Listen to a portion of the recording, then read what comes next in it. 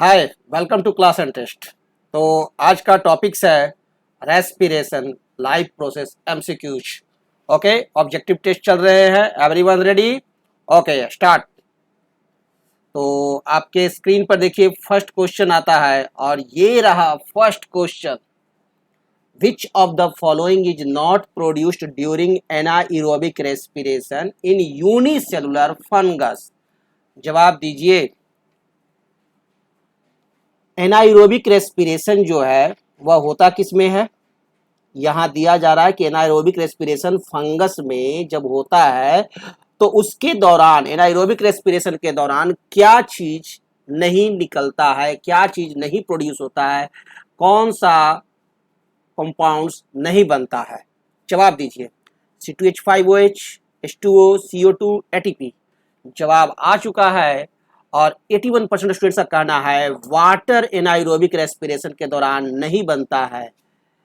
वो सही जवाब है। और देख सकते हैं आप कि ग्लूकोज जो होते हैं वन मॉलिक्यूल ग्लाइकोलाइसिस होता है एनाएरोबिक रेस्पिरेशन में साइटोप्लाज्म में ग्लाइकोलाइसिस होता है एनाएरोबिक रेस्पिरेशन में। और ये जो ग्लूकोज एक मॉलिक्यूल है जो ब्रेकडाउन होता है पायरुवेट, दो मॉलिक्यूल ऑफ पायरुविक एसिड में, और फिर एब्सेंस ऑफ ऑक्सीजन, ऑक्सीजन की अनुपस्थिति में ईस्ट के द्वारा फर्मेंटेशन होगा। और या यूनिसेलुलर फंगस में एनाएरोबिक रेस्पिरेशन होते हैं तो वहां पर आपको बनने वाले प्रोडक्ट्स कौन कौन है? एक आपका बनता है इथेनॉल C2H5OH, है ना, जो दिया हुआ था, ये भी बनता है C2H5OH। दूसरा बनता है आपका कार्बन डाइऑक्साइड, ये भी सही है। और तीसरा मात्र दो मॉलिक्यूल्स एटीपी का एनर्जी निकलता है ना, दो मॉलिक्यूल्स इथेनॉल का, दो मॉलिक्यूल्स कार्बन डाइऑक्साइड और 2 एटीपी एनर्जी फॉर्म करते हैं। वाटर का फॉर्मेशन नहीं होता है। सही आंसर है। ओके, तो नेक्स्ट क्वेश्चन देखता हूं और ये रहा अगला क्वेश्चन आपके स्क्रीन पर। One of the following organisms can live without oxygen of air. The organism is. याद कीजिए कि कौन सा ऑर्गेनिज्म है जो एयर में ऑक्सीजन की अनुपस्थिति में भी रहता है। आप तो नहीं रह सकते हैं, मैं नहीं रह सकता हूं विदाउट ऑक्सीजन। इन चारों में से कौन है जो बिना ऑक्सीजन के रहता है? सही जवाब है 83% स्टूडेंट का ईस्ट। ईस्ट एक ऐसा ऑर्गेनिज्म है जो कि आपको एनाएरोबिक रेस्पिरेशन के द्वारा बिना ऑक्सीजन के ही जीवित रहता है। क्लियर है? ओके, नेक्स्ट क्वेश्चन ये रहा। During respiration the exchange of gases takes place in. Respiration जो हमारे बॉडी में होता है, हमारे बॉडी में जो रेस्पिरेशन होता है वहां उसमें एक्सचेंज ऑफ गैसेज हमारे बॉडी में किसके अंदर में होता है, किसके द्वारा होता है? टेक्स प्लेस इन, कहाँ होता है गैसेज का एक्सचेंज? बताइए, कहाँ जाकर के गैस निकलता है और कहाँ से छूटता है? कौन वो नल है जिससे गैस निकला और गैस इंटर करता है? Hurry up. Yes, very good very good. 87% students का जवाब है एल्वियोलाई, और ये सही जवाब है। एल्वियोलाई के द्वारा ही गैसेज का एक्सचेंज होता है रेस्पिरेशन के दौरान। आप देखिए आपके बॉडी में जो है ये रहा एल्वियोलाई, यहाँ पर छोटे छोटे छोटे छोटे आपको बॉल की तरह रहेंगे, है ना, छोटे छोटे बॉल की तरह लगे हुए, वही है एल्वियोलाई। और यही एल्वियोलाई के द्वारा आपका गैसेज का एक्सचेंज होता है। ओके, तो नेक्स्ट क्वेश्चन देखता हूं और ये रहा आपके स्क्रीन पर। In one of the following organisms the gaseous exchange during respiration doesn't take place through cell membrane या स्किन। This organism is. इस क्वेश्चन में हम कह रहे हैं क्या कि वह कौन सा ऑर्गेनिज्म है जो कि अपने बॉडी से, ठीक है, गैसियस का एक्सचेंज नहीं करता है सेल मेम्ब्रेन या स्किन से। बाकी जितने ऑर्गेनिज्म होंगे वो करेंगे। तो सवाल आप समझ गए हैं। अब मैं ऑप्शन आपके सामने प्रस्तुत कर रहा हूं। वह कौन सा ऑर्गेनिज्म है जो सेल मेम्ब्रेन या स्किन के थ्रू गैसियस एक्सचेंज नहीं करते हैं? ऑप्शन देखिए और जवाब दीजिए।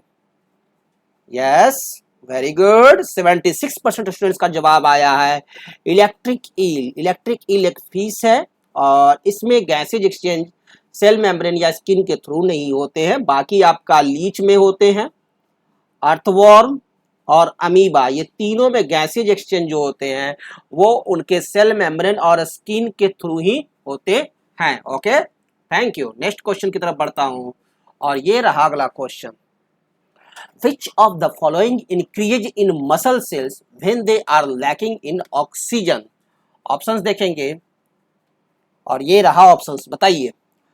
जब हमारे बॉडी में ऑक्सीजन की कमी हो जाती है, ठीक है, तो क्या चीज हमारे मसल सेल्स में बढ़ जाता है? जब हम दौड़ते हैं ना बहुत, तो हमारे मसल सेल्स को ऑक्सीजन पर्याप्त मात्रा में नहीं मिल पाता है, तो वैसी अवस्था में हमारे शरीर में एनाएरोबिक रेस्पिरेशन होता है। तो किस चीज की मात्रा बढ़ती है? Carbon dioxide, lactose, lactic acid, uric acid. Yes, सही जवाब है 86% स्टूडेंट्स का लैक्टिक एसिड। लैक्टिक एसिड की मात्रा बढ़ जाती है ड्यू टू एनाएरोबिक रेस्पिरेशन, है ना। वहां पर एनाएरोबिक रेस्पिरेशन होने लगता है क्योंकि वहां पर ऑक्सीजन ज्यादा चाहिए, वर्किंग ज्यादा हो रहा है, लेकिन वो पर्याप्त मात्रा में ऑक्सीजन उसे नहीं मिल रहा है।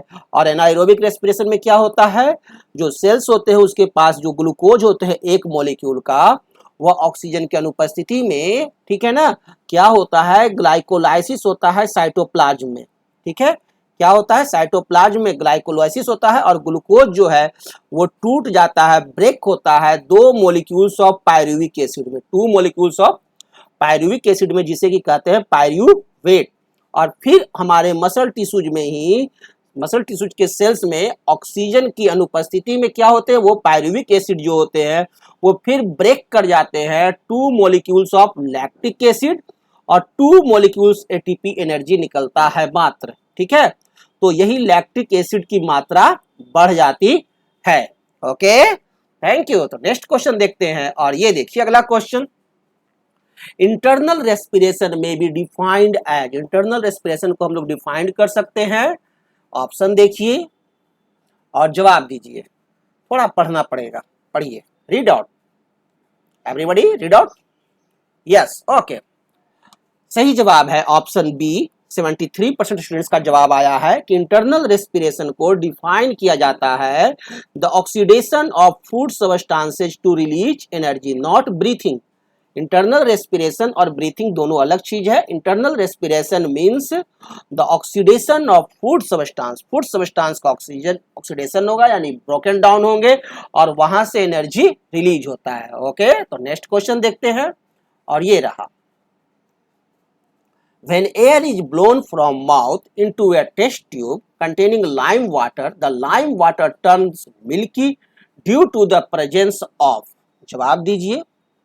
जब हम लोग अपने मुंह से एयर निकालते हैं, है ना, इस क्वेश्चन में करें, जब हम लोग मुंह से एयर निकालते हैं और वह एयर यदि टेस्ट ट्यूब में डालें, ठीक है, तो वहां क्या होता है, जो टेस्ट ट्यूब में लाइम वाटर है, ठीक है ना, गर्म पानी नहीं है, क्या है, लाइम वाटर है, तो वो लाइम वाटर क्या होता है, मिल्की में टर्न्स कर जाता है। जब भी हम लोग ऐसा टेस्ट ट्यूब में हवा अपना छोड़ रहे हैं मुंह से जिसमें क्या है, लाइम वाटर है, तो वो लाइम वाटर टर्न कर जा रहे हैं मिल्की।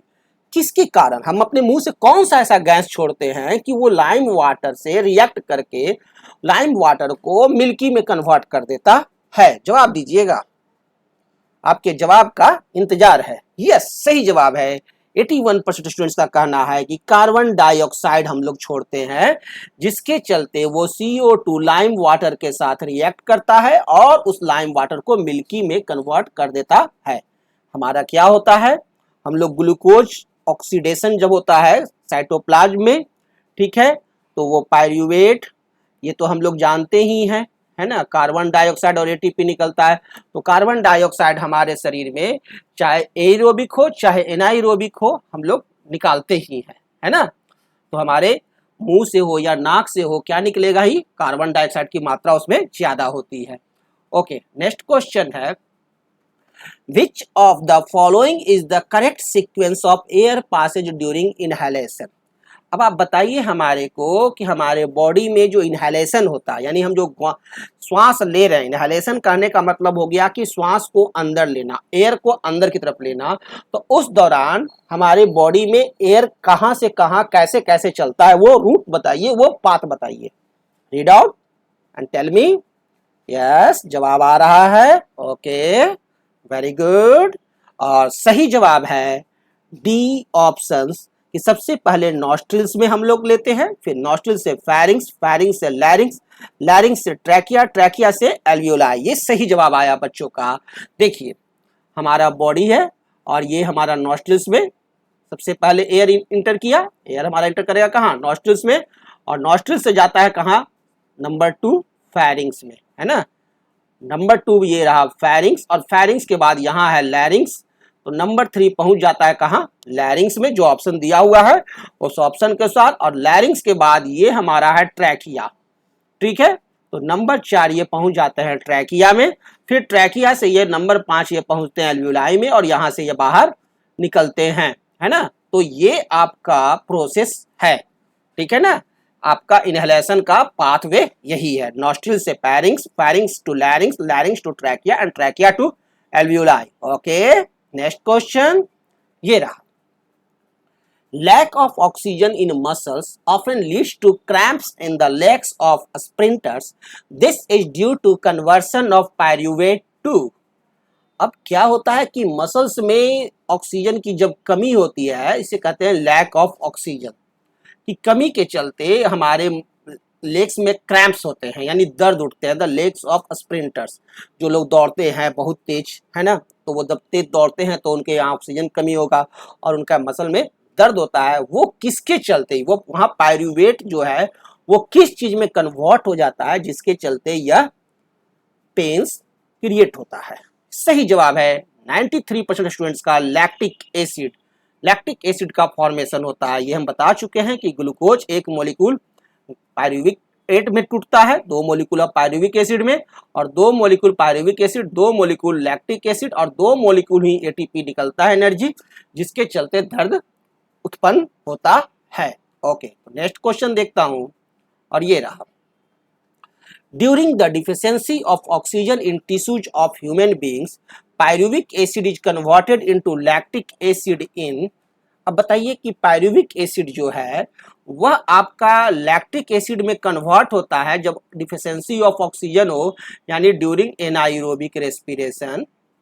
तो ये आपका कहाँ होता है, साइटोप्लाज्म में होता है, क्लोरोप्लास्ट, माइटोकॉन्ड्रिया, गोल्गी बॉडी, कहाँ होता है, यस साइटोप्लाज्म। 98% स्टूडेंट्स पिछले कई क्वेश्चन से देखते जा रहे हैं और इस बार सही जवाब दे दिए। सही जवाब है साइटोप्लाज्म में। ओके, नेक्स्ट क्वेश्चन है, which of the following statements are correct? Number 1, pyruvate can be converted into ethanol and carbon dioxide by yeast. Number 2, fermentation takes place in the case of aerobic bacteria. Number 3, fermentation takes place in mitochondria. And number 4, fermentation is a form of anaerobic respiration.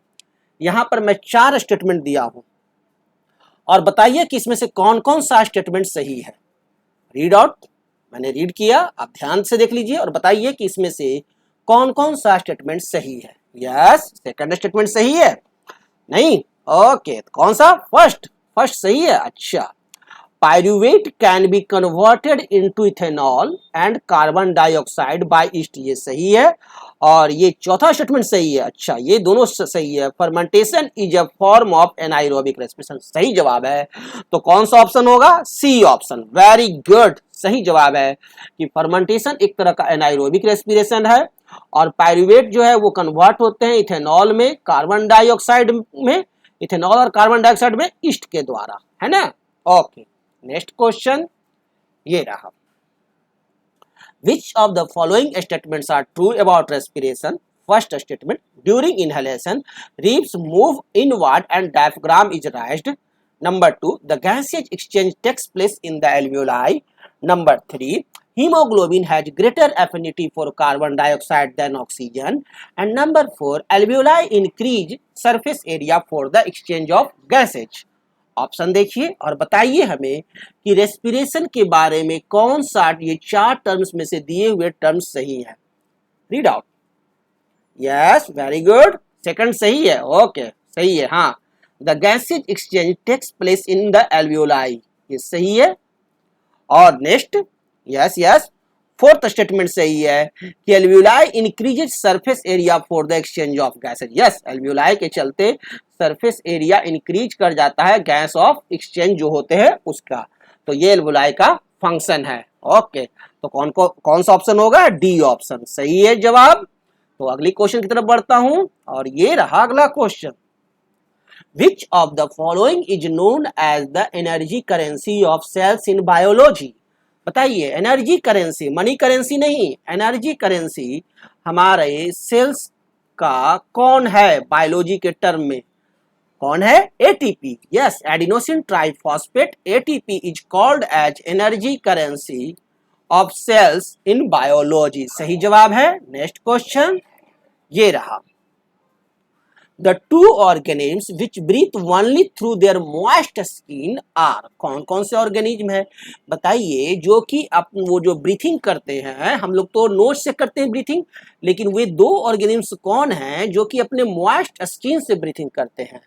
Yes, जवाब आ चुका है 87% students का, Leach and earthworm.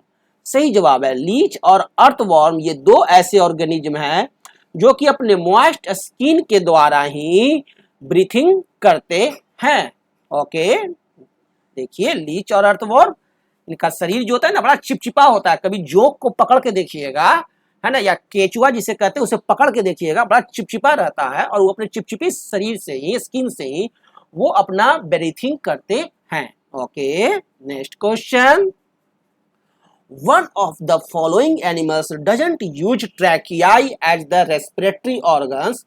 This animal is, वह कौन सा animals है? ये चार एनिमल्स हैं दिए हुए, यहाँ चार में से एक एनिमल्स है जो ट्रैकियाई का उपयोग नहीं करते हैं रेस्पिरेटरी ऑर्गन्स की तरह।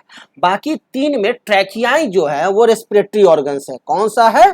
प्रॉन। यस, प्रॉन एक फिश है और उसमें क्या होता है, ट्रैकिया का उपयोग नहीं किया जाता है। ट्रैकियाई का रेस्पिरेटरी ऑर्गन्स के रूप में उपयोग होता है ग्रास ऊपर में, मॉस्क्यूटो में और कॉकरोच में। ये इंसेक्ट्स हैं, है ना। तो इन इंसेक्ट्स में रेस्पिरेटरी ऑर्गन्स क्या है? ट्रैकियाई, ग्रास ऊपर, मॉस्क्यूटो एंड कॉकरोच। और प्रॉन एक फिश है, इसमें ट्रैकियाई रेस्पिरेटरी ऑर्गन्स नहीं होता है। और नेक्स्ट क्वेश्चन की तरफ बढ़ते हैं और ये रहा अगला question. The photosynthesis in a plant is not taking place during the daytime if the plant is releasing। अब आप बताइए कि कोई प्लांट है और वो दिन के समय में वो आपका फोटोसिंथेसिस नहीं कर रहा है, यह कैसे पकड़ाएगा? The photosynthesis in plant is not taking place during the daytime if the plant is releasing। यदि प्लांट लगातार रिलीज कर रहा है तो हम कैसे कहेंगे कि वो आपका फोटोसिंथेसिस नहीं कर रहा है? यस, यदि प्लांट सिर्फ कार्बन डाइऑक्साइड रिलीज करता है, सिर्फ कार्बन डाइऑक्साइड रिलीज करता है और ऑक्सीजन रिलीज नहीं कर रहा है, तो इसका मतलब उस प्लांट्स में फोटोसिंथेसिस क्रिया नहीं हो रही है। क्लियर? तो क्योंकि सिर्फ वहां रेस्पिरेशन हो रही है, तो वो प्लांट्स क्या करेगा? सिर्फ कार्बन डाइऑक्साइड रिलीज करता रहेगा। That's clear, very good. Next question ये रहा। The breathing and respiration in woody stem of a plant takes place through option। जो उड़ी प्लांट्स होते हैं, उड़ी स्टेम होते हैं, है ना, उड़ी स्टेम जिससे कि आपका घर का दीवार गेट बनता है, खिड़की बनता है ना, उड़ी स्टेम, मोटे मोटे दरख्त वाले स्टेम, है ना। तो वहां आपका रेस्पिरेशन जो होता है और ब्रीथिंग जो होता है, ब्रीथिंग और रेस्पिरेशन इन उड़ी स्टेम, वो किसके थ्रू होता है? उसमें उड़ी स्टेम में, उड़ी स्टेम की बात की जा रही है और नहीं किसी चीज की। ध्यान देंगे, कॉन्सेंट्रेट ऑन उड़ी स्टेम। यस, सही जवाब है 81% स्टूडेंट्स का, लेंटिस सेल्स। लेंटिस सेल्स के द्वारा आपका ब्रीथिंग और रेस्पिरेशन होता है उडी स्टेम्स में। Okay, right answer lenticels. और नेक्स्ट क्वेश्चन है, one of the following organism doesn't depend on simple diffusion of gases for breathing and respiration। this organism is, वह कौन सा ऑर्गेनिज्म है कि वह आपका गैसेज के सिंपल डिफ्यूजन, गैसेज का सिंपल डिफ्यूजन पर डिपेंड नहीं करता है फॉर ब्रीथिंग एंड रेस्पिरेशन। बाकी जो यहाँ चार ऑप्शन है, तीन जो हैं वो आपको सिंपल डिफ्यूजन ऑफ गैसेज के थ्रू ब्रीथिंग और रेस्पिरेशन करते हैं। और हमसे पूछा जा रहा है कि कौन सा वह है जो कि नहीं करता है। तो अमीबा तो करता ही है सिंपल डिफ्यूजन के द्वारा, प्लानेरिया भी और ब्रायोफाइलम भी, तो सही आंसर क्या हो जाएगा? प्रॉन। एक फिश है, इसमें सिंपल डिफ्यूजन ऑफ गैसेज के द्वारा ब्रीथिंग एंड रेस्पिरेशन नहीं होता है, और ये प्रॉन जो है बहुत सारे एग्जाम में बहुत सारे बच्चों का प्राण ले चुका है। तो ये याद रखेंगे कि प्रॉन में सिंपल डिफ्यूजन ऑफ गैसेज के थ्रू ब्रीथिंग या रेस्पिरेशन नहीं होता है, ये एक फिश है। During marathon, we sometimes get painful contractions of leg muscles due to the accumulation of one of the following in leg muscles. This age, marathon माने एक लंबी दौड़ के दौरान बहुत सारे लोगों के लेग्स में एक पेन क्रिएट हो जाता है, पेनफुल कॉन्ट्रैक्शंस क्रिएट होते हैं। वो किसके एक्यूमुलेशन के चलते? कौन सा चीज एक्यूमुलेट कर जाता है, यानी ज्यादा मात्रा में बन जाता है और जमा हो जाता है? Yes, lactic acid. Anaerobic respiration होता है। 96% स्टूडेंट्स का जवाब आ गया, सही जवाब है लैक्टिक एसिड के चलते। और नेक्स्ट क्वेश्चन है, in cockroaches air enters the body through. Cockroach में के बॉडी में एयर किसके थ्रू इंटर करते हैं? यस, राइट आंसर है स्पाइरेकल्स के थ्रू, है ना। कॉकरोच में एयर इंटर्स किसके थ्रू करते हैं? स्पाइरेकल्स के थ्रू। किन्हीं को कोई प्रॉब्लम है तो वो हमारा वीडियो क्लासेस देख लेंगे, है ना, वहां बताया गया अच्छी तरह से। और which of the following is most likely to have a much higher breathing rate? बताइएगा, ऑप्शंस दीजिए, देख लीजिए ऑप्शंस। इन चारों में से most likely to have a much higher breathing rate, सबसे ज्यादा ब्रीथिंग रेट किसका है? यस, फिश का। फिश का ब्रीथिंग रेट सबसे ज्यादा है इन चारों में। मैन, फिश, डॉग और स्पैरो में का कंपेयर करें तो फिश का ब्रीथिंग रेट सबसे ज्यादा होता है। Okay, thank you. तो अब हम लोग अगली क्लास में मिलेंगे। Good bye.